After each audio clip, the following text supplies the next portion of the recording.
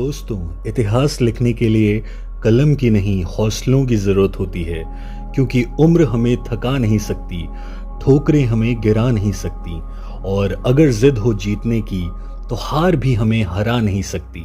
और दोस्तों, सफलता की सबसे ख़ास बात ये होती है कि वो उन लोगों पर फिदा होती है जो मेहनती होते हैं।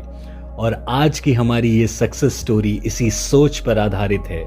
तो दोस्तों, आप ही बताइए कि एक इंसान आखिर कितनी बार फेल हो सकता है? 10 बार, 20 बार या फिर 100 बार? इतनी बार असफल होने के बाद भी दोस्तों, अगर कोई हिम्मत ना हारे, ऐसे एग्जाम्पल बहुत कम देखने को मिलते हैं। दोस्तों, आज की ये कहानी हम सब के लिए एक बड़ा उदाहरण पेश करती है, और ये कहानी केंटकी फ्राइड चिकन यानी KFC की है, जिनके फाउंडर कर्नल सैंडर्स हैं, जिन्हें 1009 बार असफलता का सामना करना पड़ा। सोचिए दोस्तों, 1009 बार असफल होने पर भी इन्होंने हार नहीं मानी। जिस उम्र में लोग रिटायरमेंट लेते हैं, उस उम्र में इनका करियर शुरू हुआ। इन्होंने 65 साल की उम्र में KFC की शुरुआत की थी। दोस्तों, इनकी इस हिम्मत के ऊपर किसी के द्वारा कही गई एक लाइन बहुत याद आती है, सुनिएगा।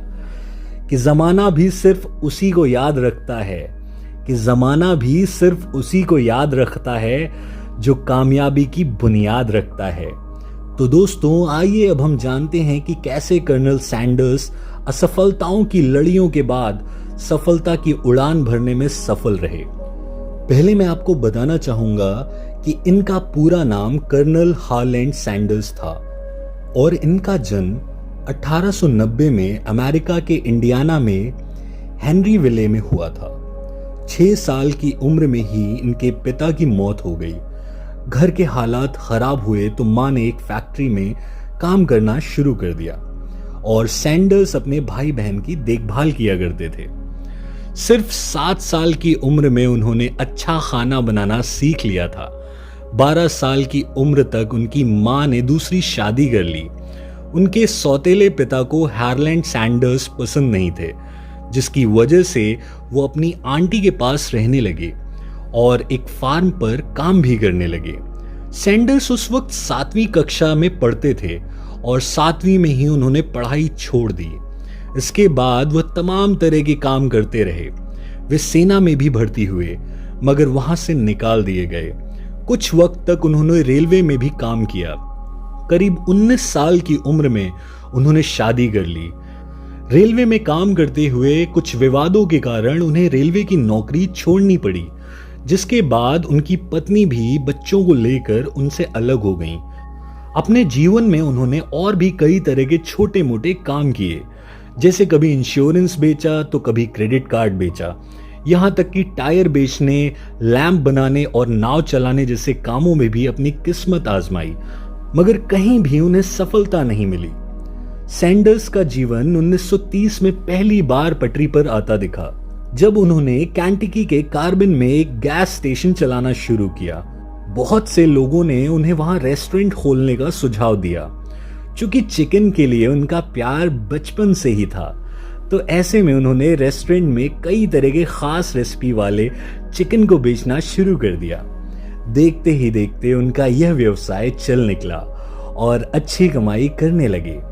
1950 में एक दिन केंटकी के गवर्नर उनके रेस्टोरेंट में आए, और जब उन्होंने सैंडर्स की बेहतरीन रेसिपी वाला चिकन खाया तो उन्हें बेहद पसंद आया। फिर क्या था, उन्होंने हार्लैंड सैंडर्स को कर्नल की उपाधि से नवाजा, और तब से उन्हें कर्नल सैंडर्स के नाम से जाना जाने लगा। दोस्तों, कर्नल की उपाधि को देश का सबसे बड़ा टाइटल माना जाता है। अब दोस्तों, उनके जीवन में एक और मोड़ आया। ऐसा मैं इसलिए कह रहा हूं क्योंकि जहां पर सैंडर्स का रेस्टोरेंट था, वहां पर एक हाईवे निकलने के कारण उनका रेस्टोरेंट टूट गया, और अब शुरू हुआ उनके संघर्षों का एक और दौर। इस पर उन्होंने सोचा कि क्यों ना अपनी रेसिपी किसी रेस्टोरेंट को दी जाए और बिक्री में प्रॉफिट कमाया जाए। और इसी सोच के साथ उन्होंने कई रेस्टोरेंट में जाकर अपनी फ्राइड चिकन की रेसिपी को बेचने की डील करनी शुरू की। वे जहां भी जाते वहां से निराश होकर लौटते। और दोस्तों, जैसा कि मैंने पहले भी बताया था, इस काम में कामयाब होने के लिए उन्हें 1009 बार ना सुनना पड़ा और फाइनली 1010वीं बार के प्रयास में उन्हें पहली हाँ सुनने को मिली। और दोस्तों, यहां से शुरू हुआ KFC की कामयाबी का सफर। जहां कर्नल सैंडर्स को एक रेस्टोरेंट ने हाँ कर दी तो वह अपनी बेहतरीन रेसिपी वाला चिकन वहां बेचने लगे और मुनाफे पर कुछ प्रॉफिट लेने लगे।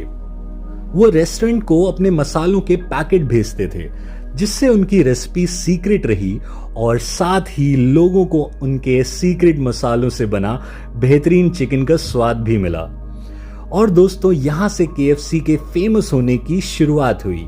इसी के साथ 1963 में एक वकील जॉन वाई ब्राउस जूनियर और व्यापारी जैक सी मैसी ने सैंडर्स से मुलाकात की और KFC की फ्रेंचाइजी राइट्स खरीदने का प्रस्ताव रखा। शुरू में तो सैंडर्स ने यह प्रस्ताव नामंजूर कर दिया, लेकिन जनवरी 1965 में $2 मिलियन लेकर फ्रेंचाइजी राइट्स उन्हें बेच दिए। दोस्तों, डील के मुताबिक ये बात फाइनल की गई कि KFC कंपनी दुनिया भर में अपने रेस्टोरेंट बनाएगी और कभी भी अपनी क्वालिटी के साथ कोई कॉम्प्रोमाइज नहीं करेगी और सैंडर्स को आजीवन $40,000 की सैलरी भी दिए जाने की बात डील में फाइनल हुई, जिसे बाद में बढ़ाकर $75,000 कर दिया गया।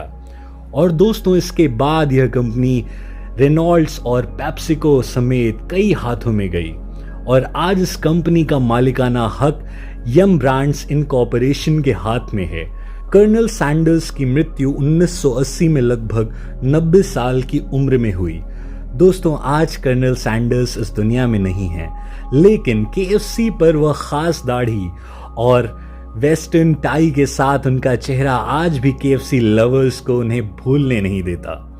आज के वक्त में KFC 150 से भी अधिक देशों में 22,000 से भी ज्यादा रेस्टोरेंट्स खोल चुकी है और यह $27 बिलियन से अधिक की कंपनी बन चुकी है। तो दोस्तों, ये थी KFC की सक्सेस स्टोरी। मैं उम्मीद करता हूँ कि आपको ये स्टोरी पसंद आई होगी, इससे आपको कुछ सीखने को मिला होगा। इसी तरह की और भी मोटिवेशनल और सक्सेस स्टोरी सुनने के लिए हमारे चैनल को सब्सक्राइब कीजिए। ये वीडियो अच्छी लगी हो तो लाइक कीजिए, अपने दोस्तों से शेयर कीजिए। मैं मिलूंगा आपको नेक्स्ट वीडियो में, तब तक अपना और अपने दोस्तों का ख्याल रखिए। टेक केयर, धन्यवाद।